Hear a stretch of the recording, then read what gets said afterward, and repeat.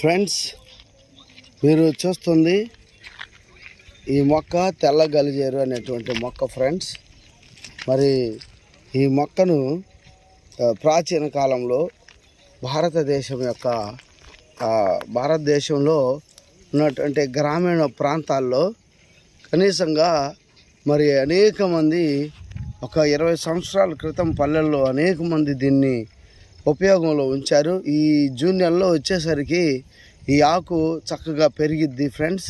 దీన్ని తెల్ల గలిజేరు అని అంటారు. చూడండి, ఇది మరి ఈ కాడ ఆకుపచ్చగా ఉంటుంది కనుక దీన్ని తెల్ల గలిజేరు అంటారు.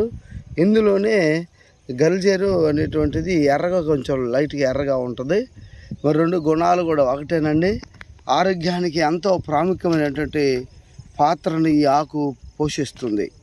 ఈ ఆకు కూర తిన్నప్పుడు కిడ్నీ సమస్యలు కూడా తగ్గుతాయని పెద్దలు చెప్తా ఉన్నారు. కొందరు పునర్నవ అని కూడా దీన్ని పిలుస్తూ ఉన్నారు. చూడండి, ఇప్పుడు ఈ మొక్క యొక్క ఏరు ఉంది. ఇది తెల్ల గలిజేరు యొక్క ఏరు.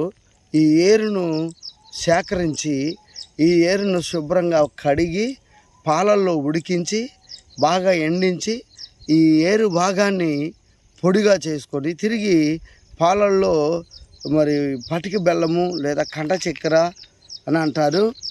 మరి ఈ యొక్క దాన్ని సమపాల్లో వేసుకొని తాగుతారు. దానివలన పురుషులకు వీర్య కణాలు వృద్ధి చెందుతాయని తెలియపరచబడింది ఫ్రెండ్స్. కాబట్టి బెల్లం కానీ ఇంకేదైనా కానీ వేసుకొని ఏరును ఉడికించి ఎండబెట్టి చూర్ణం చేసుకుంటారు.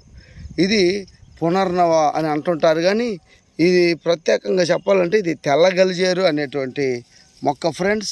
మీరు తప్పకుండా మీ యొక్క ఆరోగ్య ప్రయోజనాల కొరకు దీనిని మరి ఇబ్బంది లేకుండా వాడచ్చు.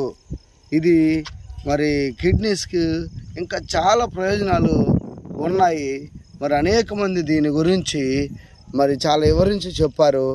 మీరు దీన్ని వాడుకొని ప్రయోజనాలు పొందుకోవాలని మా స్నేహితులైన మీకు నేను ఈ ఉదయకాల సమయంలో తెలియపరుస్తున్నాను. మీరందరూ మా ఛానల్ను లైక్ చేయండి, సబ్స్క్రైబ్ చేయండి ఫ్రెండ్స్. మీ అందరికీ శుభాభివందనాలు. హ్యాపీ